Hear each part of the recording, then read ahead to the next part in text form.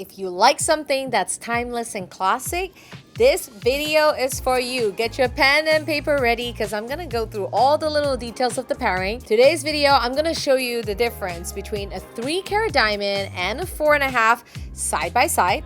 And then we're also gonna go over solitaire versus pave. And then we'll jump into the different millimeters and wedding band pairing. And the extra bonus for those of you who are a little bit of a nerd and like all this little minute details like me. Welcome back to my channel. This is Bonnie with My Bonnie Jewelry, where I talk about all things diamonds and craftsmanship. So here on this hand, I have a 3-carat very classic knife edge solitaire paired with a double gallery 2.8 millimeter wedding band. And over here I have a 4.5 carat French Pave 6-prong tulip paired with an oval band that is 4.7 millimeter. So right off the bat, if you're somebody who is like, oh my god, I want to have that solid diamond with nothing on the side and just paired with a wedding band, this is a very nice look because some people really love that just nothing on the side, focusing on the diamond. I personally also had this set before. Actually, I did mine with a little extra diamonds on the side. I can show you footage of that. That was one of my favorite for sure when I did my 5-year upgrade. So if you are looking to upgrade or just something classic, I feel that this is a 2.3 millimeter band. Pairing it with a 2.8 millimeter band has a really the perfect proportion. Some people ask me like, what is the perfect proportion? I feel like there isn't. Aesthetically, I like the solitaire to be not too thin on this knife edge design so you can actually see the knife edge. I'm gonna show you over here close up of this ring. I mean, so amazing. This got all the bells and whistles. This one has our signature tulip prong. So for those of you who are like, oh, what's the difference between the two prongs? Literally, it's just a style. Some people prefer something a little bit more minimal. I do love the floral design. I think it's stunning if you're a little bit more,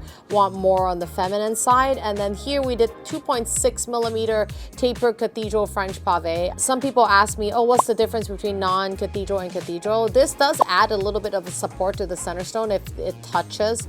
The prongs, I have 4.7 millimeter oval band here paired with it. This was an upgrade set for my client. I've done the halo look with a smaller center stone when I first got married. I'm now ready for that really big change look. So here's the difference between 3 to 4.5 carat. I feel like you can really see the jump once you surpass kind of that 4. So let me take off the wedding band to just show you just the ring by itself. I feel like the difference is pretty substantial. So it depends on your lifestyle. Some people even think that that might be too large, but for those of you big diamond lovers like me, there is such a thing as shrinking over time, like your eyes getting comfortable with a carat. I love the 4.5, you know, all the carat sizes before.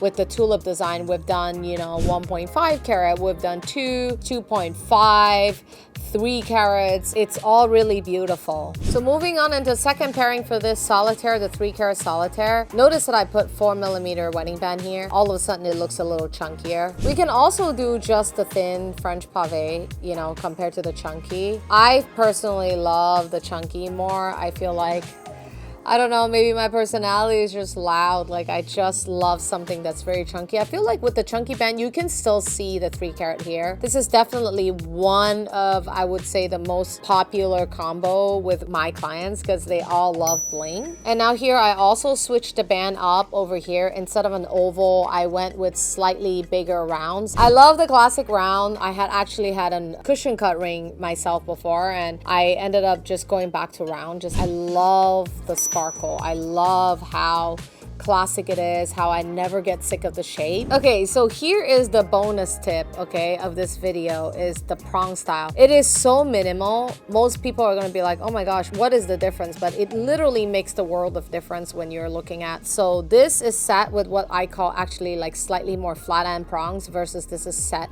with claw. Some people ask me, hey, what is the difference? Should I always go this way or that way? I would say the answer is, it depends on the overall ring design.